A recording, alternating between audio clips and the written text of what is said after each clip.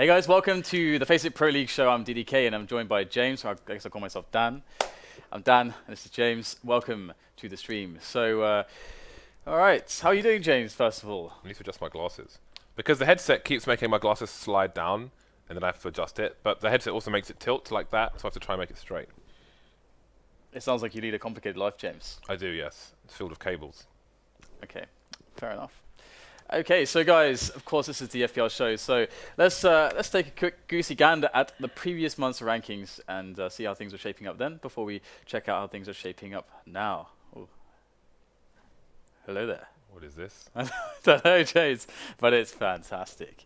Look, they can see the grenade as well. Anyway, so as you guys can see, we've got, as expected, a lot of the mercenaries and well, players such as Oskar and Stico there as well. These guys started to make their name on FPL. Oskar especially. Twist up there at the top, 16k, one of the newer players. And he's from Denmark, I believe. And he's obviously been grinding pretty heavily. He's one of the success stories, one of the newest success stories in the FPL. So hopefully in the future we'll get to learn a little bit more about him. Of course, Moddy's in there as well. It's always funny to see Moddy kicking around. He's, although I guess maybe using the word kick is probably not the best with Moddy, as you know, he has a history of being kicked from various teams, usually fnatic. I think he entered fnatic and then left fnatic like 5 times in a row or something at some point. Way back when, obviously. Speaking of which, of course, it's something we'll talk about later. Of course, fnatic removing Pronax. But anyway, as we just checked out the last month's rankings, let's see how people are doing this month currently, how the points are shaping up, and who will be the people to watch and look out for. Wow, it looks like Robin is overtaking some people here. He's got himself right up there. He's only marginally ahead of Twist. Anything you want to talk about, James, here? Nope. Looks good. Really? That's all you got? That's all you got for me? Looks fantastic. You're the worst, James. I'm going to sit here in silence till you say something. Olaf Mice is number 10, Dan. Okay, I'm going to take that. I'm going to take that because I don't want to sit here in silence. And I know you're stubborn. So, oh yeah, interestingly, a guy whose name is very unpronounceable is actually making a reappearance. Huitten. Skykitten. I don't know exactly how you're supposed to pronounce his name because the SK in Swedish is kind of weird. But as you guys can see, you know, Oscar's not quite at the top, but he's still top 3. Moddy's still up there as well. And Pitt is now teamless after leaving Winterfox, is able to play a lot as well. And we have Rain here as well. Rain is going to be one of these guys that I'm always really excited to watch him play. Rain is a player that, I mean, first of all, give me your impressions of Rain as a player, because I can talk for a while about Rain. It's pretty good. Is this how this entire show is going to be? You're just going to, my name's Jay, I'm just going to show up, going to say a few words, make life difficult for you. You want to talk, so I'm just giving you the platform to do it. But I asked you a question. I answered the question. It's pretty good. Okay, well, am I wrong? Please expound on the statement. Please elaborate, elucidate. He's good in clutch situations, as we've seen at the Major, as we've seen in yesterday's match versus Virtus.pro. He seems to be part of the kryptonite for Virtus.pro as well. Okay, all right then. Well, here it is. We've got a quick highlight of Rain to show you guys. Of course, everyone will remember this this very, very famous moment from Rain. Some would say that Virtus.pro played this incorrectly, peeking him, essentially, but you never expect a guy to just savage your entire team in a matter of moments. But this is the kind of power that Rain brings to the lineup. He's got huge clutch potential. He's probably one of the smartest clutch players in the game. And part of being a clutch player is not just being smart, it's also being able to just be committed and being able to have a very, very deep understanding of the game and the trends and the game sense, and then committing to those decisions. It's all about those percentages and how to play them, and Rain is a master of that. So he's always someone that's going to lend a lot to all the teams that he's been in. Of course, you know, he was kicking around a lot of Norwegian teams under the rule of Zeves, but Zeves has had a little bit of a mutiny, I suppose. You know, Copenhagen Wolves, after failing at the pre-Cluj, the poker qualifiers, they kind of essentially disbanded, and everybody kind of went their separate ways, except Rubino got left by his lonesome again, unfortunately. But yeah, well, now he's in Dignitas, right? Yeah, he's just been picked up by Dignitas. But he's pretty good. But yeah, he is pretty. What's next, Dan? Well, I guess we can go to the game, James, because we're talking about Rain, so it's time to jump into the game then. We are loading a game from earlier, as at the moment the time we broadcast the FPL show is often a time where matches are being played, so there aren't always necessarily matches live. So we are showing a match from earlier today. If there's any confusion, we'll see who is in there very shortly. Indeed. So, of course, we've got some funny names. Guden Escobar is J-Chem. And at the bottom there, it is Legia. Correct, Palek. At the bottom where? On the T side. Okay. The bottom of the T side. Legia. You can see the Serbian flag. And, of course, Mystic and Reaston. We know them as Norwegians. And Dennis. Everybody knows Dennis. Of course, he's just joined fnatic, replacing Pronax. You can see the fnatic logo on him there. And on the other side of things, Gordon, that's Twist. Got Kyrie in there. It's Mr. Spanish.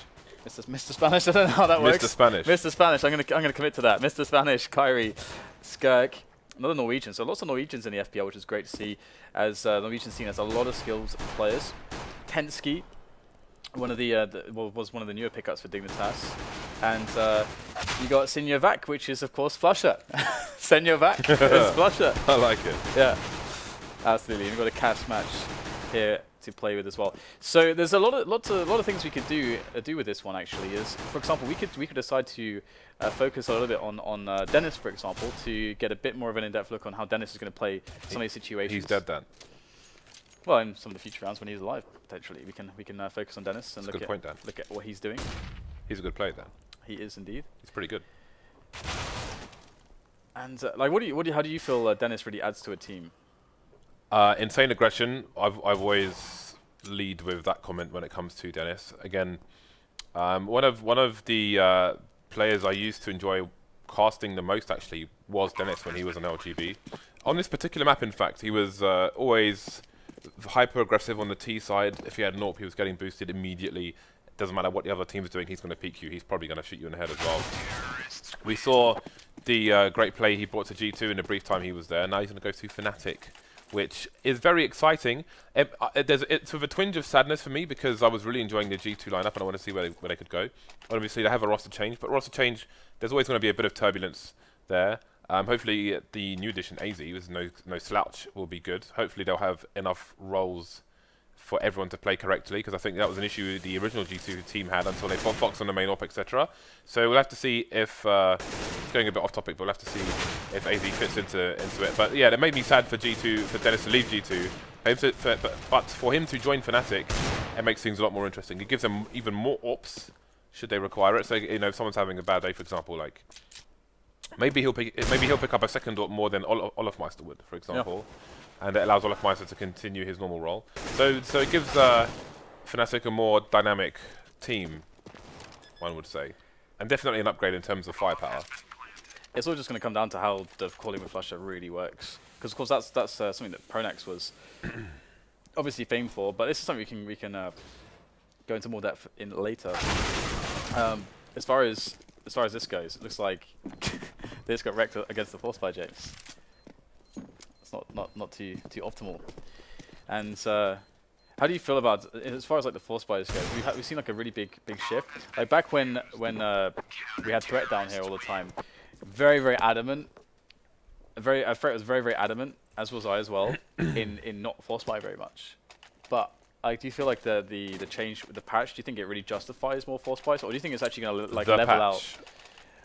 Could you be specific, please? Yeah, the last major patch where basically where the hitbox well, the sounds don't affect the deagles, James. Well, that was a major patch, Dan. You might. Could you be more specific, Dan? I want to use some context here. So of course I'm referring to the fact that the major patch which changed the hitboxes, which is the main difference when you're talking about the weapons and how they're going to be functioning.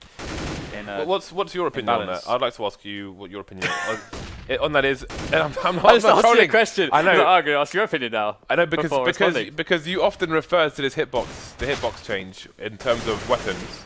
So I want to know what you think of it, because in terms of force buying and hitboxes, it's not something I've necessarily thought about, so I don't really have an opinion on it at the moment. So I'd like to hear what your opinion is. Well, it improves the efficacy of all the pistols. They're more likely, especially the deagle, which we're seeing a lot more of it. So the thing with the deagle is there's like a multitude of factors. The deagle is the only pistol that at a really long range is going to be able to one-shot somebody, and that can do like significant damage at the long range as well as the mid range and the close ranges. So So the fact that it's now more consistent in its shots because the hitboxes are a little bit more reliable, especially when people, not only just people I would say jumping, considerably more reliable. And also just there is more as well because there's like a neck hitbox that's been added, so there's actually a little bit more space to work with. So there's actually there's more to hit basically to get a headshot. So this is the change that I'm talking about. It changes the balance and the percentages, and then that's the argument for the average amount of damage you can expect by force buying. I think it's definitely worth considering. I think I need to think about it for a lot longer to formulate an opinion. It's not something I'd like to just kind of throw out on the fly. Partly comes with experience and so on, and obviously experience playing and observing the professional players playing. But yeah, I mean, the Deagle definitely has had a positive side effect of being considerably more reliable now that the new hitboxes are there and you can actually hit people when you aim at them. That's always good. So, but when it comes to force buying, I mean, while the pistols and all weapons in the game really should be stronger, some maybe you could argue have gained more than others, it's not just down to the weapons, it's also down to the team play of the team against the eco. And I think it's also, of course, map dependent as well, which is obvious. We saw the era of the CZ on Inferno, for example. So I think there's all those things to consider. So I think it's complicated. I don't think it's a very simple question. But I would still err on the side of conservative play, as opposed to force buying. Unless I was Envy, I think. Well, it definitely depends on your team, because if you have a lot of skilled players with very good aim, then again, consistently it changes the percentages. You're going to be getting more damage than normal. So it's like an implied rounds perspective, because whenever you're talking about like damage, when it comes to a situation where you're force buying, because the force buy is saying we want to get damage in, we want the opportunity to get damage in now versus the opportunity to have a slightly stronger chance to win a round in a couple rounds time. And the difference there is that if you do get the damage on the force buy, sure, your percentage to win the round later with the full buy is a little bit less because you don't have as many grenades and so on, and maybe you don't have orcs, maybe the setup that you want. But if you do win that round, because you put the damage in earlier to the opponent's economy, you're giving yourself a chance to win more rounds. So it's kind of like an implied rounds thing. But your aim has to be good. It's not just about aim though, because let's say you don't have a Deagle, let's say you have a 5.7 or a P250, then you're going to want to engage your enemy in the range where you can get the one-taps.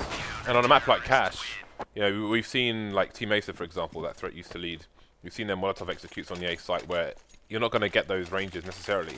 And then as you're being forced from your position, you're going to get cut down from the range of the AK. So there are so many factors to consider. And again, the maps will be one of them. It's going to be more viable on a map like Inferno or Overpass. But on that point, I would actually argue that because the Deagle is now so much more viable, it's again the only pistol that actually works at long ranges. So you're not as static potentially to the engagements that would be favorable for you. You can actually be more dynamic, and you can get pushed around by grenades, smoked off, and you can reposition, but you can still find engagements that can work on medium and long ranges as well sometimes, unlike all the other pistols. So that's like another really big deal, I think, Deagle being viable in that sense.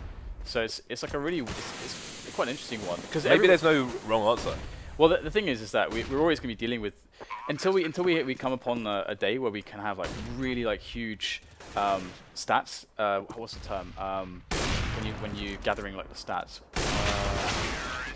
Well, anyway, the idea is when we get to this point where we have thousands of demos from professional matches on a patch without any changes, then you can get the real data. Because, for example, at the Major, the data on Envious was that they won 40 to 45% of their force buy rounds. When they'd lost the pistol, they force buy with the Deagles and so on, and the armor and limited grenades.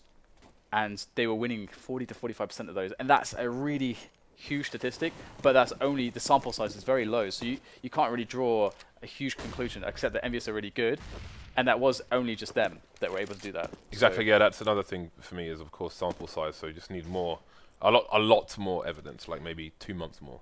And that's the thing, like right now, because we don't have that evidence, we're just left to try to speculate based on what we've seen, which again is not too huge. But I think you can draw some interesting conclusions, and I'd say that teams in general are better at getting damage in. But I also feel like teams still are not doing anti-force buys correctly in a lot of cases. I feel like there's more discipline to be applied in that sense, and better drills. Like you brought up Threat's team with Acer. One of the reasons why Acer was so good is because they always made sure that they would never lose those rounds ever. A small advantage. Yeah, they applied focus to many small things, which create big edges in the end. Kind of like Team Liquid in North America for the most part. Yeah. Within their own region, they applied the small edges. A bit more difficult in Europe, but as far as North America goes. And it was funny too because I remember when Threat was leading Acer and he was kind of shaping him up. He said to me like, oh, you know, you realise that you can basically do a Molotov execute on basically every single site in the game, basically.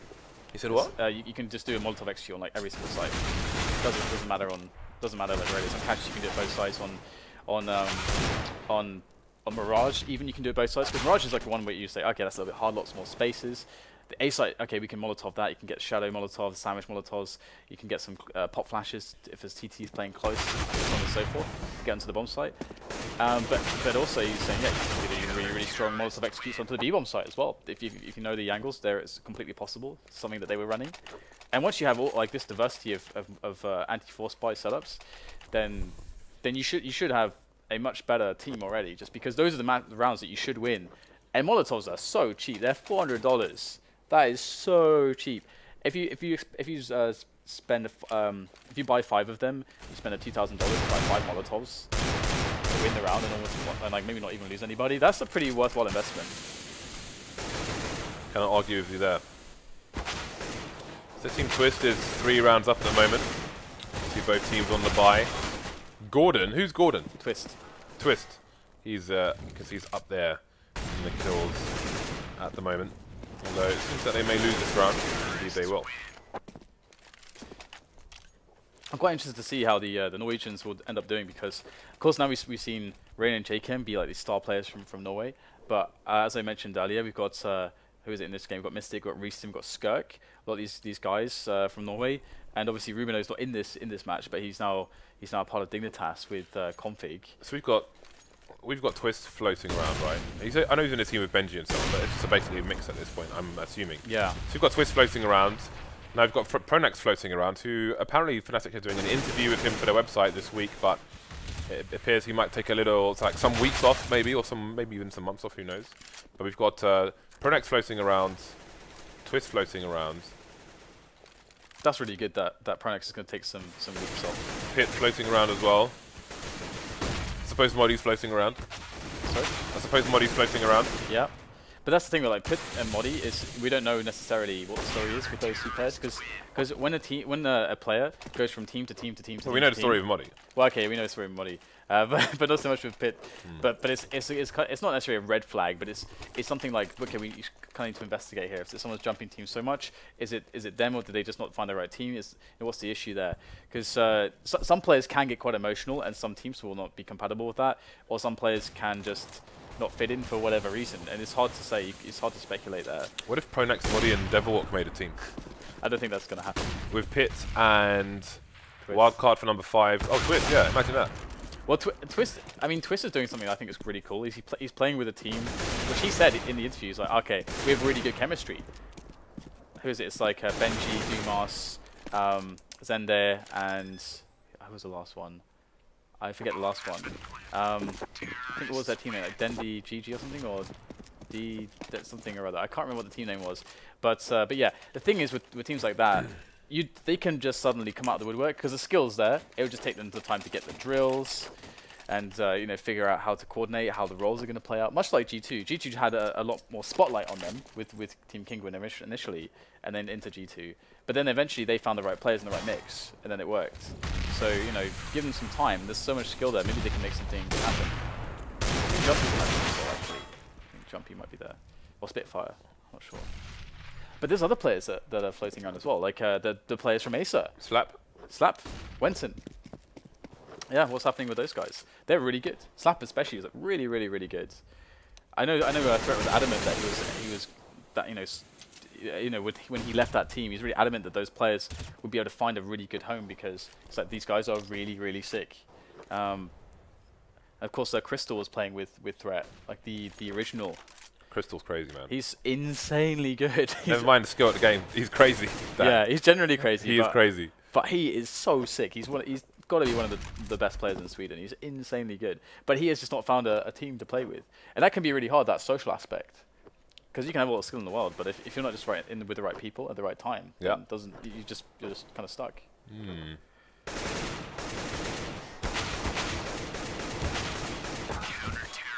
Sometimes you just can't make the connection in time. Yeah, that's always really awkward. Some games you'll have games where just like everything connects, and some games it's like, well, every single frag feels like you're like climbing up this mountain. Dude, talking of climbing up mountains, I had since April 2014. Then I had faulty cooling in my PC, so I didn't realize just how bad my FPS drops were until I actually replaced my fan. The faulty water cooling with a fat ass fan, and now it's glorious. There's no drop stand. It's so I have to get used to it. It's so weird that it's not messing up. I'm used to almost situational weird things happening, but now it's just just play Counter-Strike. Yep. And it's very peculiar. I used to do free-for-all deathmatch and get like 70 FPS, and now I have 200 plus. It's amazing. No more CPU throttling for you. Indeed. Yeah, it's really nice. Like a lot of people used to ask me a long time ago, back in the Quake days as well, because I stopped playing when I moved to work for FACEIT, and everyone's asking, oh, you know, why don't you play? And it's like, well, I don't have a monitor that can do like 120 hertz. It's like, and I don't have, you know, a PC that's gonna have like perfect FPS. And they're like, oh, it doesn't matter. It's like, no, it matters. Like if you've ever been like a player that got to like a really high competitive level, like you get to this point where your setup is so perfect. You perfect. It doesn't have to be like super perfect, but you at least need perfect performance. Because if you don't have that, you're gonna feel like you're playing bad and it's not your fault, and that's just that tilts you. It just tilts you. It's pointless. Your PC needs to be consistent. It is a pointless waste of time. It is. So look at the resets here. Pretty funny actually. Ping pong. Yeah. Indeed. So now you're happy. I am very happy. I'm very, very happy indeed. Has it helped you? That's helped. Replacing my mouse pads has also significantly helped. Yep. All I need is an actual table that is reasonable to play Counter-Strike on at home, and then I think I'm set. I got my awesome keyboards. My mouse is fine. Same mouse at home and here. It's all good in the hood. My PC's so quiet now as well because the fan was faulty. It was screeching, it was wailing like a dying cat, and that's been fixed. So I am more or less a happy chappy. What I'm waiting for is my fancy USB cable for my keyboard. Actually, you know, one thing I was thinking of is change the topic just slightly with Flusher, right? Senor Vac. It's I would like to see like a pretty in-depth feature one day on Flusher because he went through like one of the hardest things ever. Just like the entire community turning on you in the way that it did. It was ridiculous, and he managed to get through that. That entire DreamHack was a lot of people would quit. Weird. A lot of people would just quit playing in that position. A lot of people I've known have quit in similar positions. And so to see that he was able to get through that, obviously this is the thing, like when it happens and everyone's accusing him as well, like there's a huge witch hunt on him. When that happened, his performance he started to play really badly, but that's obviously going to happen. Even players were getting involved. Yeah, it was really messy. Yeah, really messy. But the thing is, like, it just showed you as well, like the huge level of confirmation bias that people have. Oh, he's playing worse now that he thinks everyone's watching him. So that means his cheats are off or something. Well, he's going to play horrendously because if everyone's watching him, and he's afraid of even playing good because now he'll think that every time he has a good play, people are going to call him a cheater even more, and it will perpetuate the cycle of abuse. Of course he's going to play terribly. It's just, but people, you know, use their confirmation bias, and they're like, oh, that means he cheats. It's like, yeah. I mean, there's no conclusive evidence at all. Of course, you know, that is a discussion in of itself. But I would like to see, you know, hear a story from him someday because he was very quiet about it. Like you can see that he's poked fun at it here and there. You know, trying to make light of it. You know, his alias is sometimes like worst player and stuff like this on fnatic, and so yeah, it'd be very interesting to see, you know, who is the man behind the name Flusher.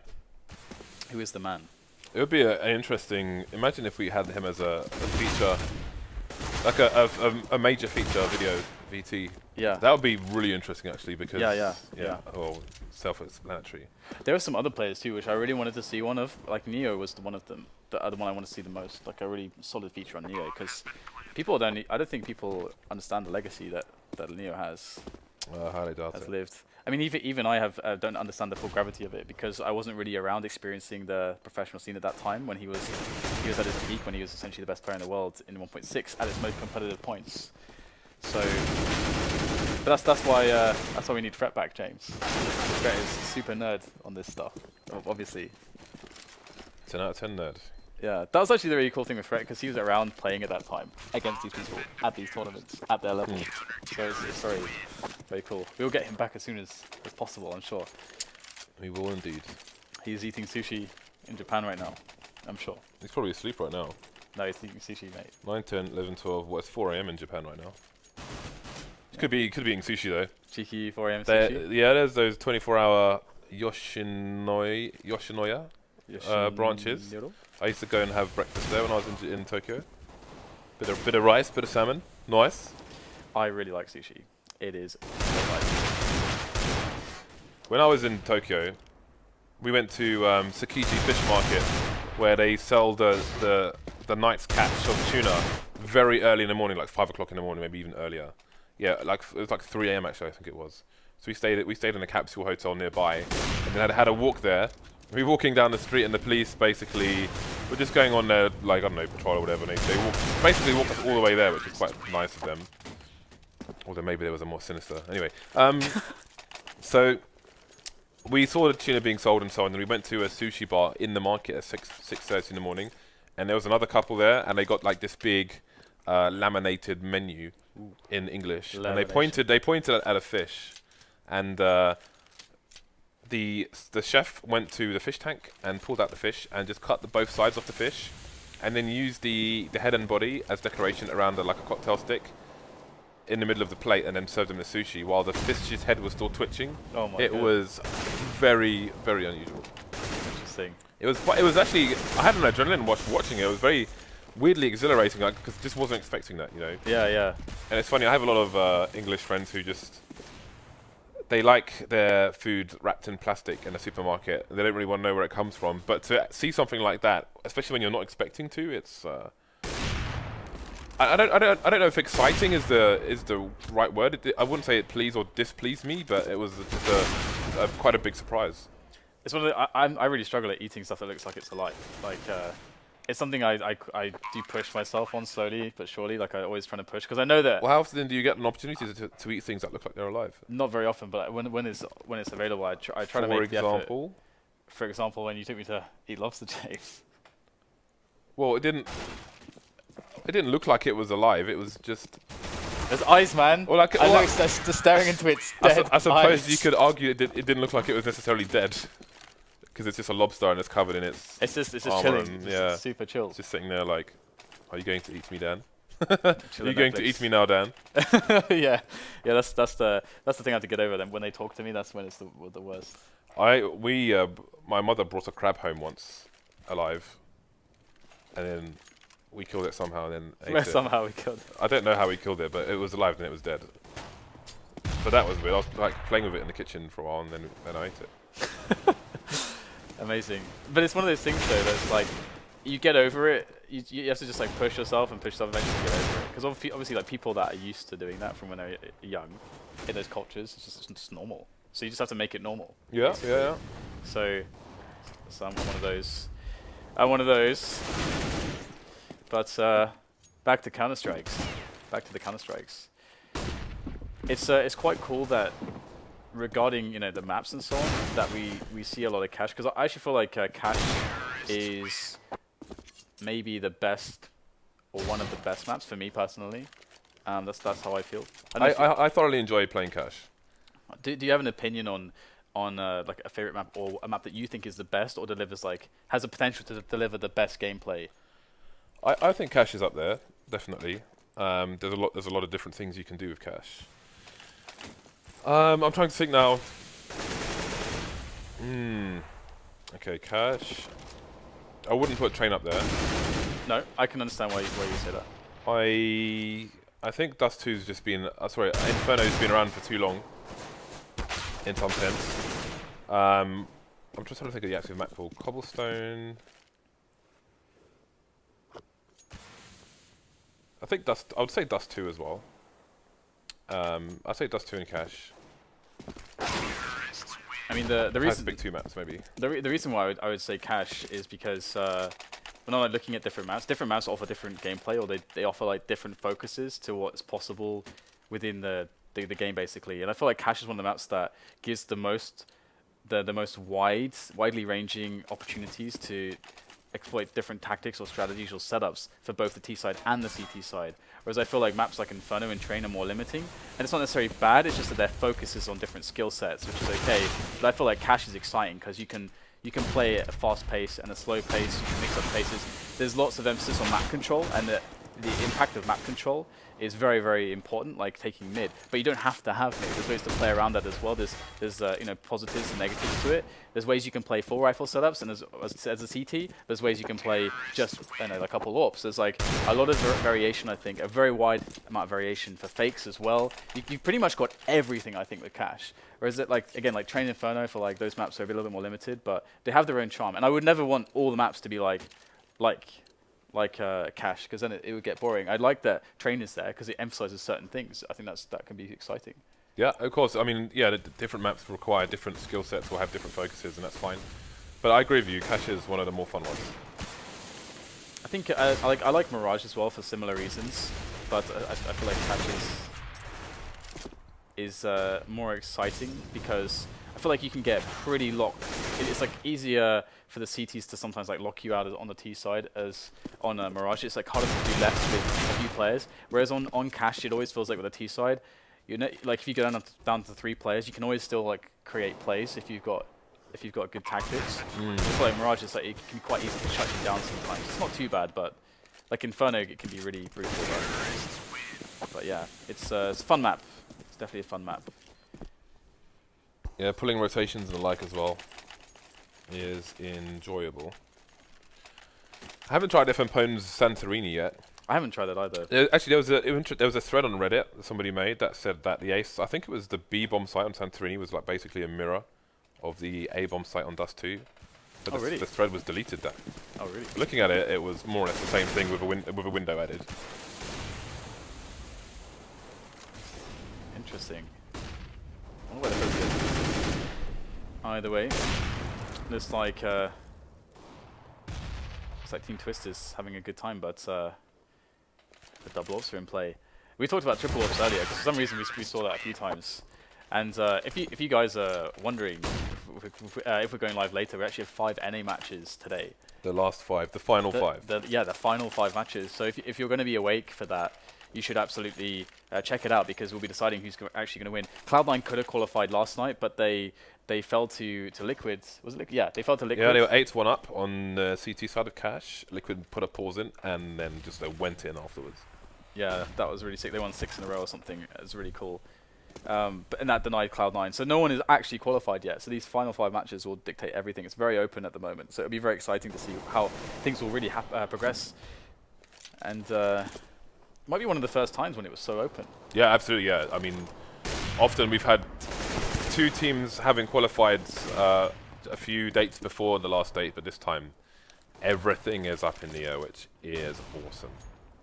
Looking forward to that, and then that will be followed by 3 days. I think the final 3 days of Europe, which we're going to have a few guests in, yet to be announced. That was pretty nice. I like that. Mr. Jacob took my breath away, James. That was nice. That was awesome, yeah, that was really cool. Sorry, I interrupted you. Oh my god, that is disgusting. I love it. That's like, that was like so disgusting, like one of those kebabs you're gonna have at like 5 AM after a drunken night. But you love it, James. Actually, we did that once. Do you remember we went out with some friends, and we got really hammered and walked to a kebab shop and then had to get an Uber home because we were too drunk to walk. We had no idea where we were going. That was a long time ago. We had no idea what direction to go in. It was hilarious. You seemed confident to begin with, and then when we got to the kebab shop, I was you were just like super drunk. I was really damn drunk. I bought this. Yeah, so I can't do this. And I think we had something the next day we had to do as well, which I'm not sure what it was. I don't know. Yeah. Oh wow, Jacob showing. Well, the Deagle's good. There's been a few examples actually from Jacob and some other players. If you pay attention, just imagine if the Deagle wasn't viable as a weapon mid and long range as it is right now. That changes things like so dramatically, because every time that they're in a position where it's a mid-range engagement, they have the potential that they can just one-shot somebody. And if you replace that with any other pistol, that you would have the similar kind of a band of investment. Let's say you want to spend between $300 to let's say $800 on a light investment for that round. You can pick up a Deagle, and at those ranges suddenly you're effective. But with any other thing for that range of money, you're not going to be. You're much less likely to actually get a kill out of it. Whereas a Deagle actually makes that possible, which changes the game massively in what you can do on the CT side as well as the CT side. So, just harkening back to our previous discussion, it's sometimes like it's a thing about deduction as well. Like the art of deduction, so to say, is and also this is very important in any game which has information or ways to work something out. Is taking note of what is there and what isn't there.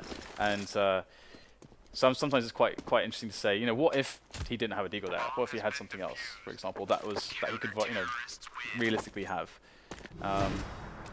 Anyway, Jacob's showing that he's just always going to be a fragging beast. Vendetta told me about this. He was like, this is before the massive result at the major. He's like, Jacob's this guy that he may not be the smartest player in the world, but he's basically the best fragger in Norway. And I was like, really? Yeah, surprise. Then the major happened. 30 bombs every game. All right then. Guess Vendetta knows what he's talking about. I missed the major. Major was good. It was a great. There were so many storylines. Yeah. Imagine if it went G2 NIP, it would have been insane. But there we go. G2 NIP finals would have been ridiculous. Yeah. G2 would have won that as well for sure. With the form that they were in at the event, there's just no way they're not winning that. They almost beat Envious when Envious were playing really good. Yeah. And they beat Virtus.pro when Virtus.pro were playing very well. Like, there were some good matches, Dan. Juicy stuff. There were some good matches. Indeed. So, right then, we had a nice goosey gander of that game and a bit of discussion thrown here and there. But it's time for our topics, James. Our talking points. Because right now we've had a lot of news in the scene, a lot of things that have happened. If you look at, for example, the front page of Reddit right now, there's like probably 6 big stories going on there. We're gonna talk about 3 of them, mostly about the players and the new lineups. So fnatic, removal of Pronax. We can talk a little bit about how that's going to work with Dennis jumping in instead, how that dynamic will play out. Did the Dignitas changes massive as well? MSL saying publicly we decided to remove Pimp, which is very interesting in of itself. We can talk about that in a second. And of course, AZ going to G2. So these are 3 huge things. Let's start with fnatic. First of all, give me your initial impressions of what the impact is here, why they may have done this, what's going to happen to Pronax, and how the team is even going to function. Well, apparently Pronax has stepped down from fnatic, so he has removed himself, as Devilwalk once did. And Dennis is going to come in. Dennis is going to have more firepower than Pronax, but I do wonder if it's going to change the overall roles of fnatic, or if he's just going to take up the roles that Pronax used to do. Maybe that's the best thing, maybe it's not. Who knows? Depends on how the other teams react to it as well, but obviously Dennis is going to be very dangerous. And I'm curious if they will more commonly have double AWP setups as well on CT side, with Dennis being a second AWP as opposed to Olafmeister allowing him to go and do what he does with the other rifles. So I think it's an exciting time for fnatic, definitely. I think Dennis is a player that fnatic fans can definitely get behind, so I think it will strengthen the brand in that sense as well. So those are my opinions, basically. I'm a massive fan of Dennis. Yeah, Dennis is a really awesome player. It's cool to see that he gets the opportunity to step into fnatic. I mean, that's out of all the teams that you could step into, fnatic it's a pretty good one. It's a pretty good one. So, I mean, what I'm wondering is because as you said so rightly, Dennis has a lot of skill, more individual skill than Pronax. I don't think anyone would disagree. I think Pronax would definitely concede to this point as well. So the issue is, how does the team actually work? Because you've got more skill, right? So does it become more like, do they want to go for an envious approach? Because they surely can't just slap him in Pronax's positions. We've seen a lot of teams who've tried to do this, where they'll force a player into a different into a different role, like putting the triangle into the circle piece or something like that. It doesn't quite work, and it will end up meaning that player will be uncomfortable because he's not doing what he wants to do. And I know initially I think Pronax, I believe in an interview a long time ago, he was saying when they were first playing with this new lineup, they just let everybody do. They asked, what are you good at? What do you want to do on the team? Basically, just let everybody do what they wanted to do, which is very important. And when he was leading the team as well, he was always saying that we have a lot of drills, we have a lot of strategies, but it would be foolish of us not to try to abuse the insane individual skill that we have. I want to let my players open up the map. I don't want to restrict them too much in just running too many drills or structured plays. But now Pronax is gone. Does that mean we have got a team that's like a loose cannon, or like how is that going to work? I mean, he can't just do Pronax's role. What is he going to do? Who knows? I mean, you alluded to the double AWP thing, leaving Olafmeister to rifle more. But I don't even know how this is going to work. Yeah, it's something we'll have to wait and see. Basically, and maybe Flush will dictate it. Maybe Vigo will dictate it. The coach. Time will tell. Maybe the comparison you could draw is potentially Envious, because Envious is another team that have a huge amount of individual skill. If you look at Happy, for example, who does the leading, he's a great at everything.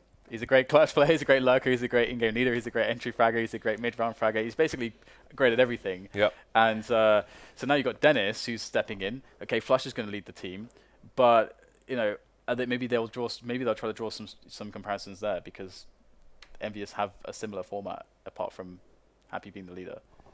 We'll have to wait and see, man. I'm really excited to see. They can experiment with different things as well and see what works, and maybe it'll be map dependent. Who knows? Yeah, absolutely. So okay, then let's move on to the next point of discussion. So shall we talk about Dignitas then? They brought in Config. They've brought in Rubino. So Rubino's I played with Config yesterday. The unfortunate leftover of Copenhagen Wolves. Okay, and impressions? Pretty good. Pretty good. Well, Config's a very, very good player.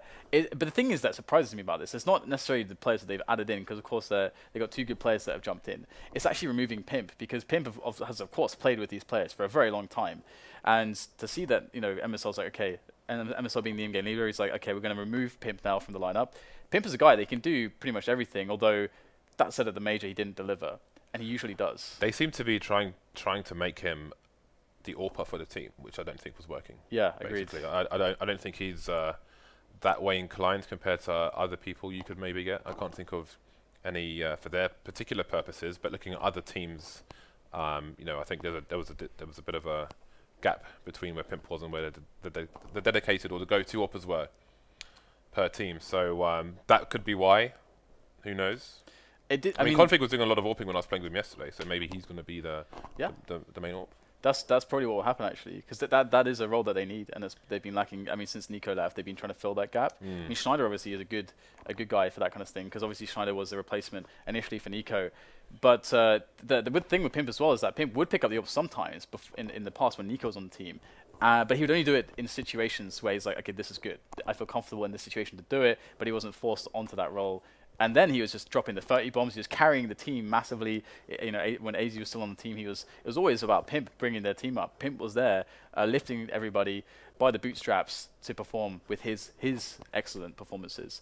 And we're still looking to Kirby as well. Is he going to when is he going to deliver the results that we feel he's capable of?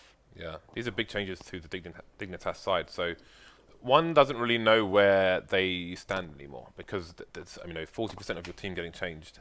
Then you have to see where the new players fit in role-wise on each map, if it's going to mean a change of roles for the other players on the team. So we'll have to wait and see. Again, it's a case of time, 1, 2 months, 6 weeks maybe, to see exactly where this Dignitas team will go.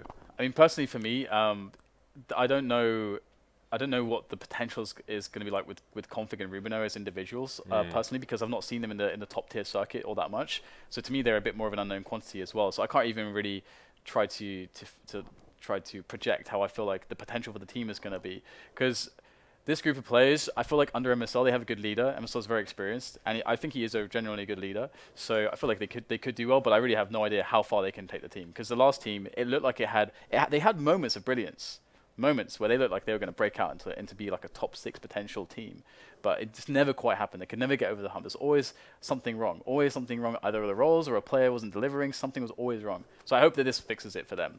But it's, as you say, 2 new players, completely unknown. But that said, more excitingly, AZ's gone to G2. That's ridiculous. Talking about like adding more skill to the team. Okay, Dennis is great, but AZ's just absolutely mental right now. He's looking like one of the star players of the second half of this year. Yeah, but the question is, you know, that's what he was doing for his team before, but is he going to be up to that performance in this team as well? Considering the firepower that G2 have, there's more balance over there. And you know, Dennis and AZ are both 2-6 players. They'll both have their own style. There'll be less AWPing that you'd see from Dennis, from AZ, but maybe there'll be more fragging. We'll have to wait and see. But you know, a player from one team performs well in that team. You put him into another team, there isn't a guarantee that they're going to perform to that level in that team as well. And again, it's going to be a question of roles compared to how you've seen how effective Makalele is as a last man standing for his team. Rain, you don't even need to start with him. He's not going to be taking Fox's role, obviously, as the AWP. So what is he going to be doing on the team, and is he going to be effective? Those are the questions for me, because yes, you know, we've seen him performing well recently, but I'm not going to assume he's going to perform well in G2. We have to see him perform well. Exactly, yeah. It's this thing again with like all-star situations. You can have 5 players that are phenomenal players, but that doesn't make them a phenomenal team. That's. I mean, look at NIP, for example. Look at Astana Dragons. Astana Dragons, yeah. Yeah, that's the biggest example for me. Absolutely. Yeah, a lot of people are frustrated with them. A lot of people are frustrated with them with that. But yes, but the thing is with this one as well, I feel like that they will have more potential success because they already have somebody or a couple of players that are able to help call the shots and provide leadership and structure within the team. But the team operates with a fairly loose structure anyway, and they focus a lot on just team play and keeping it simple. And that I mean, we saw that worked fantastically. They arguably were the second strongest looking team of the major, arguably, because that match against Envious was so close, very, very strong, and it looked like they were playing at their peak too. So I think that AZ can fit better in with a team like that. It's like, for example, the comparison I would draw is let's look at the French Shuffle. We had Titan and we had Envious. So Titan, they lost Kenny S and Apex, went over to Envious, and Smiths and Shocks went over to Titan, and Envious just fit just like that. Envious, you know, they have a way looser style where players who've got big individual skill can more freely express that because the structure is more loose. And whereas Titan is kind of the opposite, and they had problems after problems, still experiencing problems. So maybe I think G2 could be a little bit like that. And I think maybe AZ could really flourish on this team. That's a very good point. Maybe he'll end up being the Apex of the G2 side in his own right. That would be amazing. I actually am very excited to watch them now. Yeah, me I'm really excited to see how all fits together. Well, we've got 3 days of the FACEIT League left in the next 3 days actually, so maybe we will find out where it all fits in. Absolutely. So let's move on to the next part then. So okay, or maybe not. All right. Okay, so we'll move on to, I guess, the end of the show then. So, all right, guys. Any last words? Do you have any last words, James? Before I'm definitely not going to murder you, but do you have last words? All these players are pretty good. All these players are pretty good. All right, thank you, James. Okay, we've got a bit of a narrated POV video to close the show with, guys. I hope you enjoyed the show today here on the FPL show. We will be live, of course, in a few hours with the conclusion of the North American season of FACEIT. And it's wide open, so you don't want to miss the matches if you're up. Hope to see you then. But otherwise, that's all from me and James for now.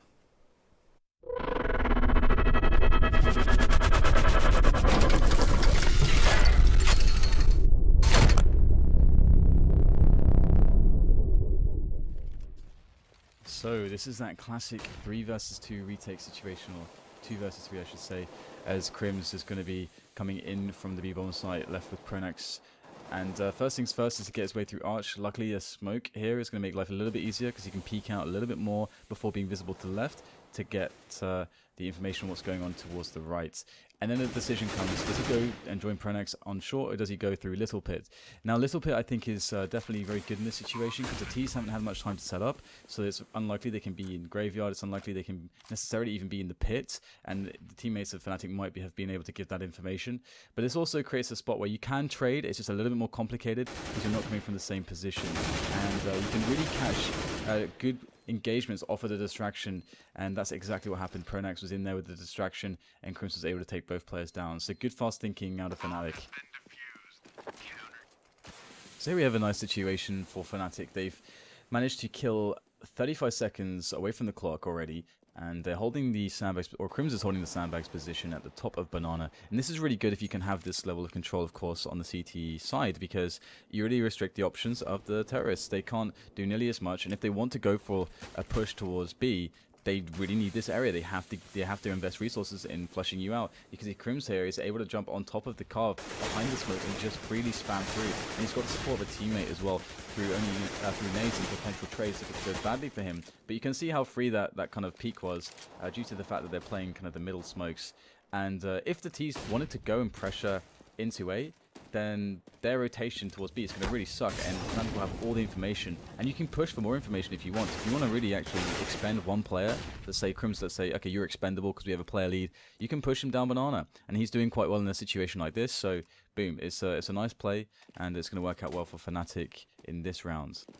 So this is one of those classic situations whereby you're going to lose a man, you're down 4 versus 4 versus 5, because you've gone for the deep banana play. But that's where this can really pay off, this deep banana play, because what it does is it allows for you to actually sacrifice a player back towards A, because the T's, they can't really push B, or in theory they shouldn't be able to push B fast enough, because you'll have a guy who's there to spot, he can rotate back, he can delay them, he can throw smokes and flashes. That allows the A players, the 3 players on A, the reinforced A site, to rotate back to be in time to defend the bomb site. Whereas if the T's go for the A attack, you can't really effectively have the same play. So that's why you want to have 3 players there.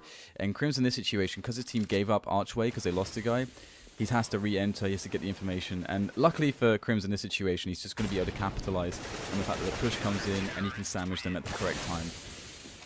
So here fnatic are in a spot where they're playing anti-eco, and they're applying this strategy of taking mid control. They're doing it fairly defensively. Some teams like to actually push down middle, but you know, basically creating a firing range with all these players with the rifles is a really strong move. And you know, you can sandwich with the players on the banana, just you know, they can push down as well, create that sandwich. But this time it didn't go so well for fnatic. They lose the guy on banana, they're going to lose the guy in apps, and Crims is going to respond by pre-firing in apps, which is really smart because you can basically close your eyes, peek and pre-fire that, because it's such an enclosed space, it's hard to go wrong really, and you have, you know, such a fast firing time that you could, you know, probably take down somebody who's on the angle very quickly. Anyway, he's going to have to go to the bomb site now because he has no support towards the A bomb site. He's got no one to play with, so he's stuck in this corner. You know, he could go to pit in theory, but generally speaking, you know, hiding the site's fine.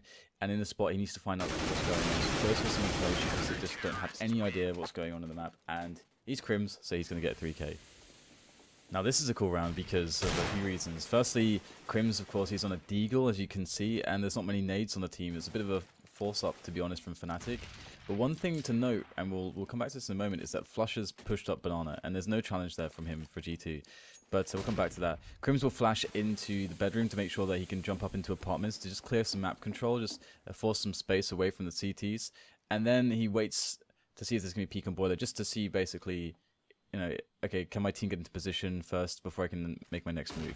Now his team's in position to attack into middle. He's going to fluff the flash and somehow pick up the kill on this. I don't know if Rain was skiing on the roof there, but Crims will still get the frag. But this is the key thing right now, because they have a decision right now. Do they push into the unknown A, or do they attack into B, when it's very likely they could have caused a rotation? And of course they're going to rotate back and go into B, all because Flusher was there and he pushed up Banana all by himself, and there was never a challenge there from G2. And this is what we were talking about earlier on, is that, you know, fnatic are very heavy on making sure that they never would give up the top of Banana at the very least. And this is one of the reasons why you eliminate the double back option for the T's, or it's at least much more risky and much more difficult as an option. And of course the bomb's going to go down, and it didn't go so well because there's a good defense from G2. But this situation for fnatic is at least a winnable one off of a terrible buy where they didn't really have any grenades to work with. So you can definitely say that that is somewhat of a success in that sense. And King's here by the Orange's position is going to finally get eliminated. But good round overall from fnatic. So here Crims now is going to be taking bedroom control or apartments control, but he would be tasked with dealing with bedroom for his teammates. And this time it's with grenades and actual utility, and an AK as well instead of just a deagle. So we'll see him using an HE and a Molotov. So that's a nice little combination because, of course, you know, the HE, if there's somebody in there, will do a bit of damage, and then the Molotov will force them out of position, and you can finish them off with the AK, pretty guaranteed, hopefully, is the plan at least. And you can see the position that he's taking to throw that Molotov there.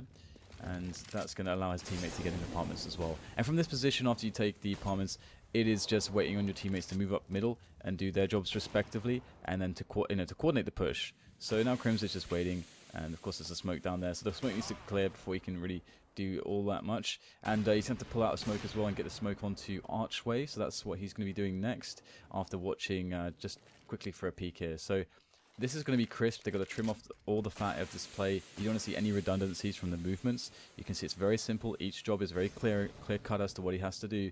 And now that the smoke has gone down an arch, you can start pushing him with the pop flash. You can see the double peek there with the AWP of Olofmeister, and then you can see how they just move forwards onto the bomb site. Teammates cleared pit from balcony, sorry, and Crims gets himself into the graveyard. So not much movement from Crims. If you imagine the angles that he checked, it's very clear cut. And once again, we're going to see Crims making his way to clear second mid to get himself into apartments. And you know, it's Inferno. These are the defaults that you see very commonly, and you can see him spraying down the bedroom, making sure that apartments is under pressure, because again, they know that the buy is going to be pretty weak for G2. It's quite likely that they could be in there, but generally speaking, you can invest resources to do this anyway if your economy is good as the T side. That's why having a good economy is nice, because it allows you to always tick all the boxes, basically. Make sure that you are going to be as safe as possible. You are going to get the Molotovs on bedroom. You are going to be able to use the nades to clear the dodgy positions, and we'll see that he'll be able to clear out apartments with Olofmeister in the end. And you just got to pay attention to his movement, because Crims, everything he's doing is by design for fnatic and the role in which he serves in the team, based on how many people are alive and what roles need to be filled the most. And in this instance, you can see that he's the player that is the furthest back towards short side, so he's covering quickly for the bomb, so he can actually trade if stuff goes badly onto the site because he's so close to short, but at the same time he's also able to stop any players rotating through arch side. So very simple job from Crims, but it serves its purpose wonderfully, and he pulls it off expertly as well. So there you go.